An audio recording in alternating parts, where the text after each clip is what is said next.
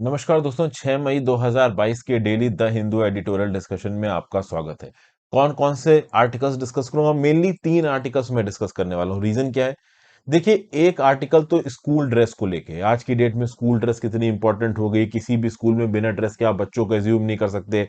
और फिर कर्नाटका में जो अभी रिसेंटली बवाल बना, वो स्कूल ड्रेस को ही तो लेके बना है कि आप ओवरऑल हिजाब पहन के नहीं आ सकते, कोई भी सैफरॉन का शॉल ओढ़ के नहीं आ सकते। तो स्कूल ड्रेस आज की डेट में क्रॉस हेयर्स में है। ये इतनी इंपॉर्टेंस क्यों है? ऑटोनॉमी ऑफ एजुकेशन इसको छीनती है। इस प्रकार के कुछ व्यू पॉइंट दिए हैं। बहुत कंक्रीट मुझे कुछ इस आर्टिकल में नहीं मिला, इसलिए मैं अलग से डिस्कस नहीं कर रहा हूं। ये आर्टिकल मैं आपके साथ डिस्कस करूंगा। इसको मैंने करंट अफेयर्स में भी डिस्कस किया था। इंपॉर्टेंट है इसलिए डिस्कस कर रहा हूं। यूएस के अंदर जो सुप्रीम कोर्ट है, उसके जो कंजर्वेटिव जज का तबका है, उसका यह बोलना है कि एक बहुत इंपॉर्टेंट जजमेंट है 1973 का, रो वर्सेस वेड का, जिसके थ्रू अमेरिकन वुमेन को ये राइट दिए गए कि आप अबॉर्शन करा सकते हो। वो जजमेंट ओवरऑल ओवरटर्न किया जाएगा। ये राइट फिर से law makers, policy makers, people representative को दे दिया जाएगा। तो इस बात को लेके अमेरिका में तगड़ा बवाल मचा हुआ है। अब तक जो भी लीक निकल के आता था अमेरिका से, वो या तो व्हाइट हाउस से निकलता था या ब्यूरोक्रेसी से निकलता था। सुप्रीम कोर्ट से लीक नहीं होती थी चीजें। लेकिन अब सुप्रीम कोर्ट से लीक हुई, क्यों लीक हुई है, इसके क्या क्या रेपरकशंस हो सकते हैं, अलग अलग पॉलिटिकल फैक्शंस क्या बोल रहे हैं अमेरिका के अंदर, इसको समझेंगे। तो ये आर्टिकल आपके साथ डिस्कस करूंगा। फिर एक रिसेंटली बवाल हुआ है तमिलनाडु के अंदर। तमिलनाडु के अंदर जो नेशनल मेडिकल कमीशन है, इसका कुछ डिस्कशन हो रहा था मेडिकल कॉलेजेस के साथ। और यहां पे हिपोक्रेटिक ओथ की जगह बात की जा रही है किसकी? चरक शपथ की। चरक शपथ। अब आपको पता है कि महर्षि चरक, चरक संहिता एक एंशियंट टेक्स्ट है आयुर्वेद का, जिसमें ओवरऑल मेडिकल साइंस के रिस्पेक्ट में बात की गई। तो हिपोक्रेटिक ओथ को बदल के चरक शपथ करने की बात की जा रही है। हिपोक्रेटिक ओथ क्या होता है? तो आपने इस शब्द को सुना होगा 3 इडियट्स मूवी में। जो डॉक्टर्स होते हैं वो ओवरऑल अपनी पढ़ाई को शुरू करते वक्त एक ओथ लेते हैं कि हम जिसको भी ट्रीट करेंगे पूरी ईमानदारी से करेंगे, बिना करप्शन के करेंगे, वगैरह वगैरह। तो ओवरऑल उस ओथ में और चरक शपथ में कितना फर्क है, इसको यहां पे बातचीत की जा रही है। इस चरक शपथ के बारे में बातचीत तब की गई थी जब नेशनल मेडिकल कमीशन की मिनट्स तय किए गए थे मेडिकल कॉलेजेस के साथ। ये पूरा का पूरा इशू क्या है, फरवरी से इस पे बवाल क्यों चल रहा है, इसके बारे में बात करेंगे। फिर इंडिया का जो मर्चेंडाइज ट्रेड का डाटा निकल के आ रहा है, वो क्यों यहाँ पे बहुत ज्यादा आप कह सकते हो कि प्रोग्रेसिव और इंस्पायरिंग नहीं दिख रहा है, इसके बारे में कुछ यूनिक पॉइंट्स है, इनको हम यहाँ बताएंगे। कुछ स्टैटिस्टिक्स यहाँ पे देखेंगे। एक और आर्टिकल है आज की डेट में, उसको मैं डिटेल में डिस्कस करने वाला नहीं हूं, लेकिन हाँ उसके बेसिक्स जरूर मैं आपको यहाँ पे बताना चाहूंगा। वो आर्टिकल है, is it possible to separate sports and politics. Recently आपने सुना होगा कि दानिल मेदवेदेव, जो कि टॉप प्लेयर है रशिया के, इनको भाई विंबलडन में पार्टिसिपेट करने से मना कर दिया गया। तो यहाँ पे अलग अलग एक्सपर्ट्स बैठ के यही बातचीत कर रहे हैं कि भाई क्या पॉलिटिक्स करनी जरूरी है स्पोर्ट्स के अंदर? क्या ये जो जंग हो रही है रशिया यूक्रेन की, यहाँ पे पॉलिटिशियंस जो आपस में कर रहे हैं, उसका इंपैक्ट स्पोर्ट्समैन के ऊपर डालना जरूरी है? तो ओवरऑल ऑथर्स यहाँ पे बता रहे हैं कि भाई पहले भी ऐसा हुआ है। जैसे कि आपको पता है कि साउथ अफ्रीका को बहुत लेट आजादी मिली, ठीक है ना? तो साउथ अफ्रीका के खिलाफ 1974 में जब हम डेविस कप खेल रहे थे, तो इंडिया के पॉलिटिशियंस ने हमारे स्पोर्ट्स प्लेयर को बोला था कि भैया वॉक ओवर दे दो, खुद हार मान लो, उनका जीता हुआ मान लो। चूंकि उस समय पे साउथ अफ्रीका एक गुलाम कंट्री था, उसको आजादी दिलाने के लिए दुनिया भर की कंट्रीज प्रेशर डाल रही थी इंग्लैंड के ऊपर। तो भाई हमेशा से ही पॉलिटिक्स में स्पोर्ट को इस्तेमाल किया गया है। सेकेंड वर्ल्ड वॉर के दौरान एक गेम्स ऑर्गेनाइज किए गए थे जर्मनी में, उसको नाजी प्रोपोगंडा के लिए इस्तेमाल किया गया था। तो यहाँ पे यही बताया जा रहा है कि देखिए, पहले भी हिस्ट्री में स्पोर्ट्स को इस्तेमाल किया गया है, पॉलिटिक्स भी आगे भी इस्तेमाल किया जाएगा। अभी के लिए अगर आप देखो, तो एक सुपर पावर रशिया यूक्रेन को दबाने की कोशिश कर रहा है, और यहां पे भी स्पोर्ट्स को इस्तेमाल किया जा रहा है रशिया के अगेंस्ट। हो सकता है आगे आने वाली क्राइसिस के समय पे इंडिया चाइना और सामंजस्य जो जियो पॉलिटिक्स के बिगड़ जाएं, और भी स्पोर्ट्स पर्सन दूसरी जगहों पर गेम्स में पार्टिसिपेट ना करें। तो पॉलिटिक्स में स्पोर्ट्स को हमेशा ही इस्तेमाल किया जाता है, और यहाँ पे डिसीजन पॉलिटिशियंस लेते हैं। नीचे के लेवल के प्लेयर्स ज्यादा कुछ कर नहीं सकते। तो पहले भी ये हुआ है, आगे भी ये होता रहेगा। यहाँ पे सरकारों को रिस्पॉन्सिबल तरीके से एक्ट करने की जरूरत है। इस प्रकार के कुछ पॉइंट्स दिए गए हैं, लेकिन देखिए अब ये तो फर्जीवाड़ा टाइप के पॉइंट्स है। क्या रिस्पॉन्सिबिलिटी? इंटरनेशनल जियो पॉलिटिक्स के सामने कोई भी चीज खड़ी नहीं हो सकती। ये अब तक आपको हल्का फुल्का बेसिक आइडिया लग ही गया होगा, अगर आपने दुनिया भर की जो फॉरेन रिलेशंस है और फॉरेन स्ट्रैटेजीज इनको थोड़ा भी एनालाइज किया है तो वो अलग से आर्टिकल में कुछ खास था नहीं, इसलिए मैं डिफरेंटली डिस्कस नहीं कर रहा हूँ। 3 आर्टिकल जो मेन है उनको डिस्कस करता हूँ। सबसे पहले हिपोक्रेटिक ऑफ मेडिकल एजुकेशन वाला जो आर्टिकल है, इसके बारे में बात करते हैं, जिसमें लेके तमिलनाडु में फरवरी से बवाल चल रहा है। आगे बढ़ने से पहले वीडियो पे लाइक का बटन दोस्तों, चैनल को शेयर और सब्सक्राइब नहीं किया कर लीजिए, इंस्टाग्राम पे फॉलो कर लीजिए, टेलीग्राम ग्रुप ज्वाइन कर लीजिए। दोनों ही चीजों का लिंक दिया हुआ है टेलीग्राम ग्रुप में, आपको लेक्चर की पीडीएफ मिल जाएंगी। If possible friends click the join button. Super thanks का ऑप्शन पे भी क्लिक कर सकते हैं, दोनों ही नीचे एक्टिव हो चुके हैं, सारी की सारी वीडियोस आपके लिए फ्री ऑफ कॉस्ट अवेलेबल है। तो if you can click on these option kindly click it. चलिए, क्या बताया जा रहा है? Observations of rituals largely create a symbolic function, but they're infused with meaning that gives a semblance of human-made order to the vagaries of nature। देखिए क्या है, यहाँ पे डॉक्टर प्रोफेशन की बात हो रही है, और एक डॉक्टर के प्रोफेशन से पहले एक ओथ ली जाती है, जैसे हिपोक्रेटिक ओथ। हिपोक्रेटिक ओथ में क्या होता है कि मैं, जैसा कि मैंने आपको शुरुआत में बताया कि भाई मैं प्रॉपर तरीके से ओवरऑल अपने पेशेंट्स को ट्रीट करूंगा, अपना काम पूरी ईमानदारी से करूंगा। जैसे आप किसी भी गवर्नमेंट डिपार्टमेंट में अपॉइंट हो गए, तो आपको कॉन्स्टिट्यूशन की शपथ दिलाई जाएगी कि मैं विधि द्वारा स्थापित संविधान के हिसाब से अपनी सेवा निष्ठा से करूंगा। इस प्रकार की आपको एक ओथ दिलाई जाती है। उसी प्रकार से मेडिकल प्रोफेशन में भी ओथ दिलाई जाती है। This is basically a symbolic gesture. ये एक सिंबॉलिक गेस्चर है, ठीक है ना भाई। अब इस सिंबॉलिक गेस्चर के थ्रू आपको कुछ एसेंस, कुछ बेसिक चीजों को समझना है और उसके बेसिस पे अपनी सर्विस करनी है। लेकिन अब हो क्या रहा है कि तमिलनाडु के अंदर हुआ ये कि national medical council, national medical commission, इसके कुछ डिस्कशंस हो रहे थे मेडिकल कॉलेजेस के साथ, और इनके कुछ मिनट्स ऑफ मीटिंग यहाँ पे लीक हो गए। अब उसमें बात की जा रही थी कि no Hippocratic oath, Hippocratic oath नहीं होगी, इसकी बजाय अगर कुछ होगा तो चरक शपथ होगा, महर्षि चरक शपथ। तो बेसिकली यहां पे हो क्या रहा है कि हमारी एंशिएंट इंडिया में जो मेडिकल साइंस थी, उसके रिस्पेक्ट में हो सकता है आप कह सकते हो कि हिपोक्रेटिक ओथ के नाम को बदल के चरक शपथ कर दिया जा रहा है, ताकि वो थोड़ा थोड़ा इंडियन लगे। लेकिन अब उसमें कुछ प्रॉब्लम्स है। देखिए, इस पूरे के पूरे रो में तीन चार चीजें हो गई। मदुरई गवर्नमेंट कॉलेज का जो डीन था उसको यहां पे सस्पेंड कर दिया गया।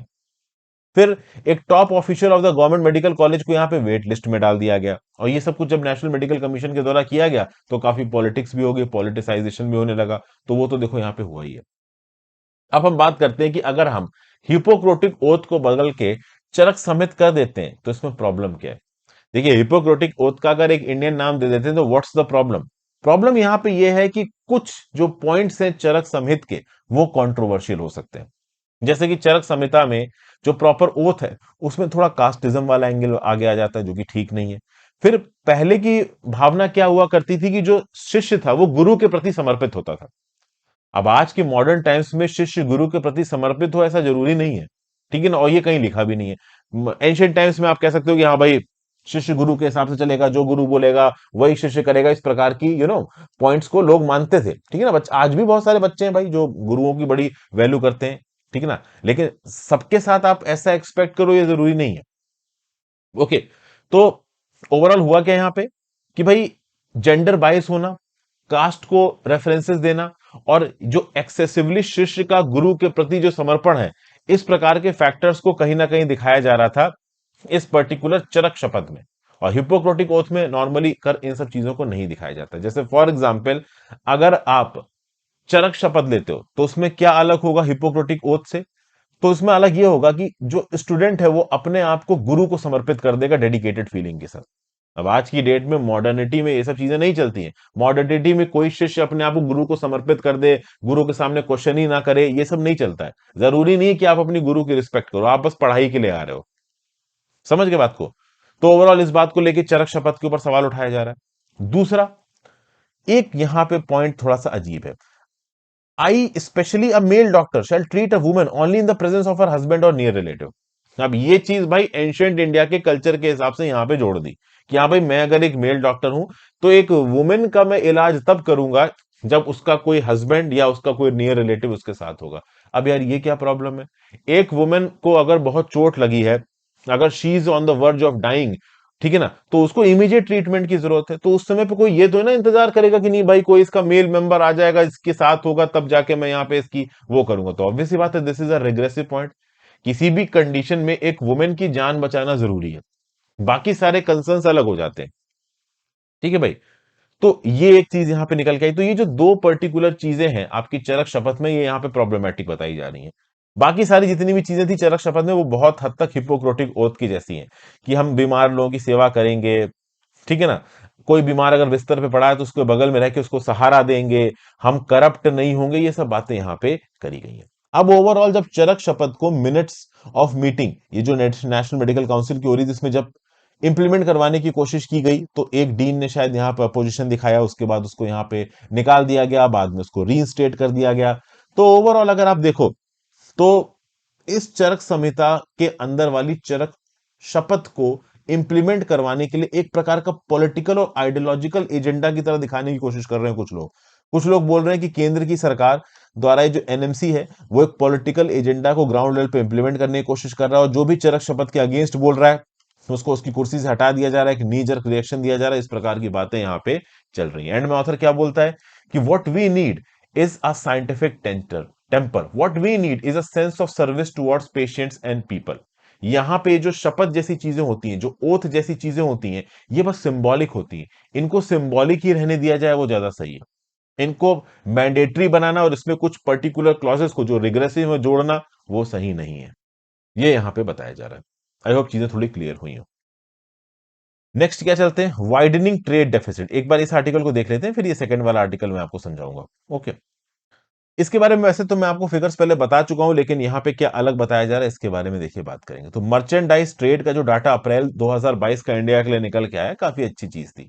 अगर आप देखो तो अप्रैल 2021 के कंपैरिजन में अप्रैल 2022 में जो एक्सपोर्ट्स हुए हैं वो 24.2% ज्यादा हुए हैं। तो नो डाउट हम अपने एक्सपोर्ट्स को बढ़ा पा रहे हैं। ठीक है भाई, पेट्रोलियम, रेडीमेड पेट्रोलियम प्रोडक्ट्स का हमने एक्सपोर्ट किया है, इलेक्ट्रॉनिक्स और केमिकल्स का हमने एक्सपोर्ट किया है, अच्छी अच्छी बात है। लेकिन प्रॉब्लम यह है कि इंपोर्ट इस एक्सपोर्ट से भी ज्यादा तेजी से बढ़ा है।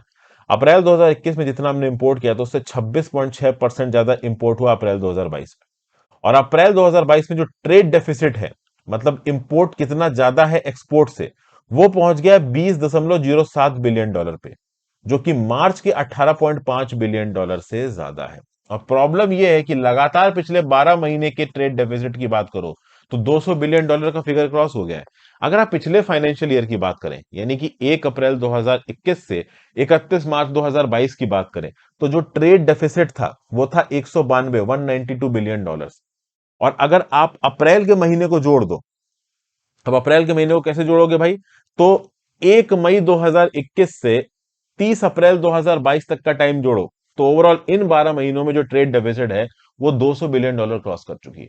अभी एक लिमिट से ज्यादा अगर ट्रेड डेफिसिट होगी, हम इंपोर्ट ज्यादा करेंगे एक्सपोर्ट कम करेंगे, तो कहीं ना कहीं हमारी करेंसी के ऊपर प्रेशर आएगा। रुपी की जो वैल्यू है इंटरनेशनल मार्केट्स में वो कम होगी, और कम होना सही नहीं है। ऑलरेडी ये 76-77 पे पहुंची हुई, और कम करके तो आप और इसको बिगाड़ दोगे। फिर आगे यहां पे क्या बताया जा रहा है भाई, ग्लोबल क्रूड ऑयल प्राइसेस, ये इसकी अगर हम बात करें तो 2022 में ये ऑलरेडी 40% से बढ़ चुके हैं। ये रशिया यूक्रेन वॉर के चलते, इसके चलते इंडिया का इंपोर्ट बिल बढ़ चुका है। तो ऑलरेडी हमारे जो इंपोर्ट्स का फिगर है क्वांटिटी के टर्म्स में, और क्वांटिटी के टर्म्स में, पैसों के टर्म्स में, वो ज्यादा नजर आ रहा है। उसके बाद हीट वेव तगड़ी आई है, तो इस समर के समय पे इलेक्ट्रिसिटी की डिमांड वगैरह बढ़ गई, सबके घर में एसी वगैरह चल रहे होंगे, तो उसके चलते कोल का कंजम्पशन बढ़ गया। कोल का कंजम्पशन बढ़ गया है तो डोमेस्टिक प्रोडक्शन तो हो ही रहा है, कोल इंडिया खतरनाक प्रोडक्शन कर रहा है, उसके साथ साथ हमने कोल इंपोर्ट्स भी करने शुरू कर दिए हैं। पिछले महीने 136% ज्यादा कोल इंपोर्ट हुए हैं वन कंपेयर टू अप्रैल 2021। अगर आप देखो तो अप्रैल 2021 से जनवरी 2022 के टाइम पीरियड में 16% का डिक्रीज हुआ था कोल इंपोर्ट में, लेकिन अकेले अप्रैल 2022 में पिछले साल के कंपैरिजन में कोल 136% ज्यादा हमने इंपोर्ट किया है। तो मतलब अब जियोपॉलिटिकल सिचुएशन कुछ ऐसी बन रही है कि हम इंपोर्ट ज्यादा कर रहे हैं, और हम इंपोर्ट ज्यादा करेंगे तो हमारा इंपोर्ट बिल ज्यादा होगा, इंपोर्ट में हमको खर्चा ज्यादा करना पड़ेगा, और जब हम ऑब्वियस सी बात है ज्यादा खर्चा करेंगे तो हमारी ट्रेड डेफिसिट बढ़ेगी, उसके साथ साथ हमारी करंट अकाउंट डेफिसिट बढ़ेगी, और जब करंट अकाउंट डेफिसिट बढ़ेगी तब फॉरेन डायरेक्ट इन्वेस्टमेंट कम होगा। देखिए, करंट अकाउंट डेफिसिट का बढ़ने का मतलब यह है कि इकोनॉमी थोड़ी कमजोर चल रही है, तो फॉरेन की कंपनीज इंडिया के अंदर कम पैसा खत्म करेंगे, और ये कंबाइंड फैक्टर से होगा क्या कि जो हमारी करेंसी है इंडियन रुपी, इसके ऊपर प्रेशर आएगा, और ये डीवैल्यू होगी यहाँ पे, और ये बहुत हद तक डीवैल्यू हो रही है। प्रेशर्स बहुत ज्यादा है इस यूक्रेन वॉर के चलते, और अगर रुपी कमजोर पड़ा तो ट्रेड डेफिसिट आगे आने वाले समय में और बढ़ेगी। भले हम एक्सपोर्ट्स बढ़ा पाएंगे, लेकिन जितना हम एक्सपोर्ट बढ़ाएंगे उससे ज्यादा तो इंपोर्ट हमको महंगे पड़ जाएंगे। ये सब बातें यहाँ पे बताई जा रही हैं। और अगर आप फॉरेन एक्सचेंज रिजर्व्स का फिगर उठा के देखो तो ऑलरेडी इन सब चीजों का इंपैक्ट हमारे फॉरेक्स रिजर्व्स पे नजर आ रहा है। अगर बात करें, 6 महीने पहले हमारे फॉरेक्स रिजर्व 640 बिलियन डॉलर पे थे। अप्रैल 2022 में वो 600.4 बिलियन डॉलर पे आ चुके हैं। मतलब 40 बिलियन डॉलर हमारे फॉरेक्स रिजर्व्स कम हुए हैं। नो डाउट हमारे पास फॉरेक्स में अच्छा खासा पैसा पड़ा है, ठीक है ना, हम बहुत हद तक शॉक्स को हैंडल कर सकते हैं यहाँ पे। लेकिन फिर भी हमें ये समझना पड़ेगा कि लॉन्ग टर्म में अगर इस प्रकार से महंगाई बढ़ती रही, हमने इंपोर्ट ज्यादा करते रहे, तो कहीं ना कहीं हमारी करेंसी के ऊपर प्रेशर आएगा, हमारे फॉरेक्स रिजर्व्स कम होते चले जाएंगे। हमें तो चाहिए कि हम अपने फॉरेक्स रिजर्व्स को 640 बिलियन डॉलर से 1 ट्रिलियन डॉलर लेके जाएं, 2 ट्रिलियन डॉलर लेके जाएं। वो तो कम होते यहाँ पे नजर आ रहे हैं, तो वो ठीक नहीं है। ऊपर से आरबीआई के ऊपर एक चैलेंज है इन्फ्लेशन को टैकल करने का। हालांकि इसको चैलेंज को टैकल करने के लिए रिसेंटली मैंने आपको कल ही बताया था कि मॉनेटरी पॉलिसी कमेटी की एक अर्जेंट मीटिंग हुई है और रेपो रेट को यहां पे बढ़ा दिया गया है। तो भाई अब यहां पे सरकार को करना क्या है? पहली बात तो सरकार को एक्सपोर्ट्स बढ़ाने हैं, जो कि हमारी सरकार करने की कोशिश कर रही है।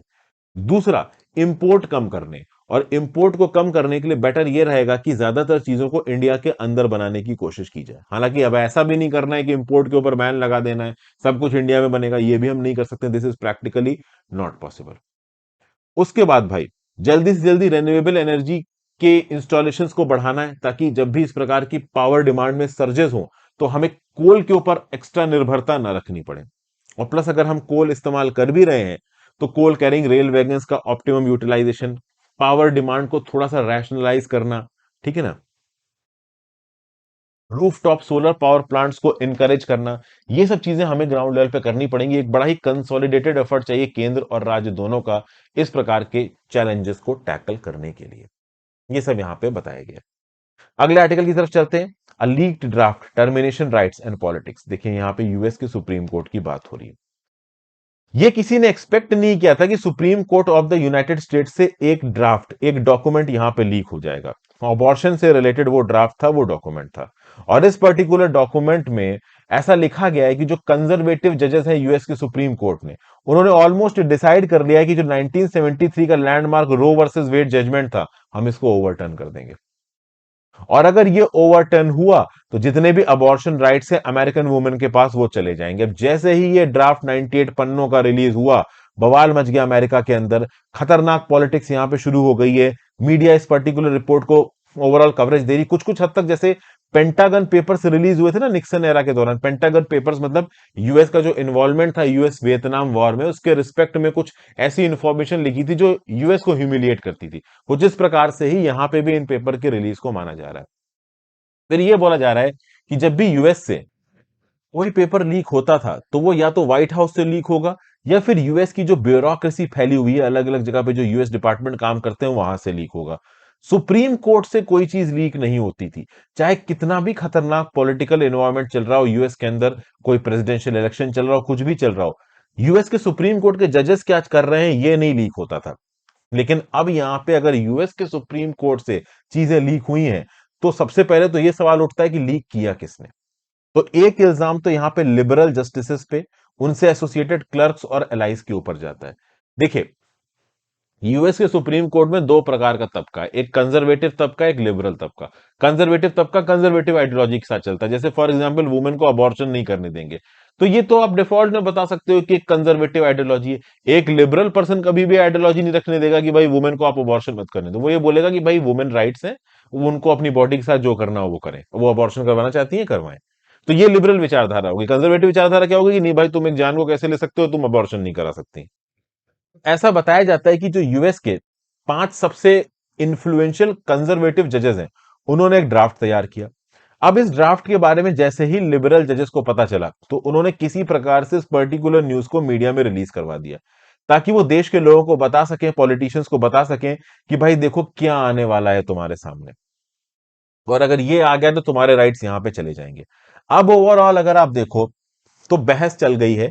बहस दो लेवल पे चल रही है, एक तो यूएस की आम जनता में, दूसरे पॉलिटिशियंस। अब यहां पे दो पॉलिटिकल पार्टीज है यूएस की, एक डेमोक्रेटिक पॉलिटिकल पार्टी, एक रिपब्लिकन पॉलिटिकल पार्टी। मैं बता दूं ज्यादातर कंजर्वेटिव जजेस जो कि इस समय पे यूएस की सुप्रीम कोर्ट में है, उनको रिपब्लिकन प्रेसिडेंट्स ने अपॉइंट किया है। ध्यान दीजिएगा, ज्यादातर कंजर्वेटिव जजेस जो कि इस समय पे यूएस की सुप्रीम कोर्ट के, उनको रिपब्लिकन प्रेसिडेंट ने अपॉइंट किया है। और जो रिपब्लिकन्स हैं वो इस पर्टिकुलर फैक्ट को सपोर्ट कर रहे हैं कि हाँ भाई, ये जो रो वर्सेस वेड 1973 का जजमेंट है, जो कि यूएस वुमेन को अबॉर्शन की परमिशन देता है, इसको ओवरटर्न करना सही है। साथ साथ 1992 में एक डिसीजन आया था प्लांट पैरेंटहुड वर्सेस केसी, इसमें भी वुमेन को अबॉर्शन रॉट्स अब ये ने अलॉट किए गए थे। ये भी आप कह सकते हो कि ये दोनों ही जजमेंट्स गलत हैं। इस बात को कंजर्वेटिव जज बोल रहे हैं और कंजर्वेटिव जज इन डिसीजंस को ओवरटर्न कर रहे हैं और रिपब्लिकन्स इनको सपोर्ट कर रहे हैं, जबकि डेमोक्रेट, अभी के जो बाइडेन डेमोक्रेट हैं, ये बोल रहे हैं कि नहीं भाई ये सही नहीं है, ये तो लोगों के राइट्स पे आप इंपिंज कर रहे हो, ये तो गलत बात है। आप एक वुमेन को कैसे बोल सकते हो कि भाई उसे कब अबॉर्शन कराना चाहिए और कब अबॉर्शन नहीं कराना चाहिए, उसका जब मन तब कराए। एक पोल भी हुआ था जनवरी 2022 में, मार्केट लॉ स्कूल ने एक पोल कराया था जनवरी 2022 में।